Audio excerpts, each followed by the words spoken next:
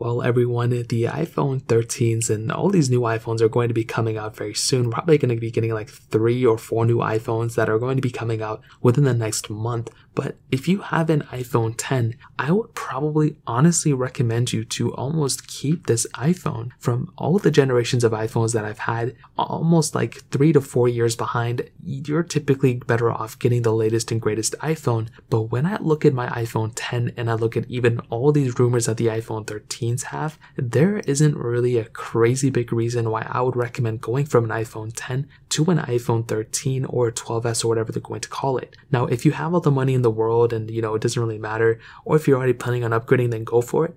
I'm not saying the iPhone 10 is a better phone than the 12s or the 13, whatever they're going to call it. I do not think that at all. I think the 13 is going to be a better iPhone overall, but for a value per dollar standpoint and for potentially how much more expensive the iPhone 13s could be, it's actually pretty interesting how great of a phone the iPhone 10 still is. Now, visually on the front, they're both going to have the notches still. We don't even know if there's going to be an increase in the refresh rate, so there's really nothing we can even say about that. But again, when you look at both of them, very similar designs, a notch up top, pretty much a beautiful display, over 1080p, which is nice. Face ID is still there, no fingerprint sensor, nothing like that. So you're really not getting that crazy big of an improvement on something like an iPhone 13. On top of that, the iPhone 10 still feels so good in the hand. This is one of the best feeling phones of all time. It still feels great. The 12 Pro feels much better, but this one still feels really good. The dual camera setup on the back also doesn't feel bad. The dual camera setup on the back also is pretty good as well. You have a pretty decent setup on that specific device,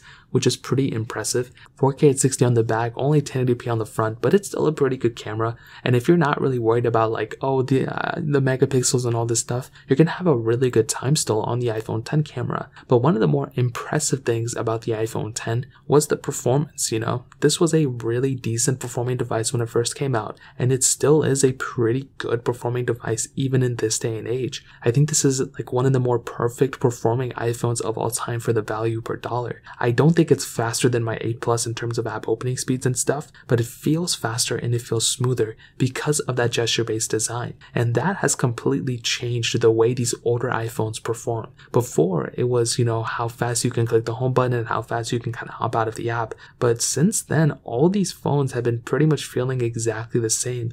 Once you swipe up and kind of go through the whole entire maneuvering and all that, it feels about the same. I mean, it's like comparing 2 iPhones like with home buttons about how fast you can pull down the status bar or pull out the control center. Because of these gesture-based designs, it really does change a lot of what you expect from these iPhones. So when I look at an iPhone 10 and I look at all these rumors of the iPhone 13s, or even when I looked at my iPhone 12s, the iPhone 10 still performed extremely well, way better than I thought. Although the new iPhones were faster, I don't think I would go and want to spend like $1,000 on another phone if I still had an iPhone 10, to be completely honest. I think the iPhone 10 is still a great phone. The only downside of this specific phone quite possibly may be the battery life, but other than that, it's still a tremendous performing phone. It feels great in the hand. You can get them for extremely cheap, and visually there's not that big of a difference between an iPhone 10 and all the other iPhones that have came out after, in my opinion. So that's pretty much it. If you guys have any other questions or anything, let me know in the comment section below. Hit the like button, that would mean so much, but definitely hit that subscribe button. More importantly than everything else, I love every single one of you guys.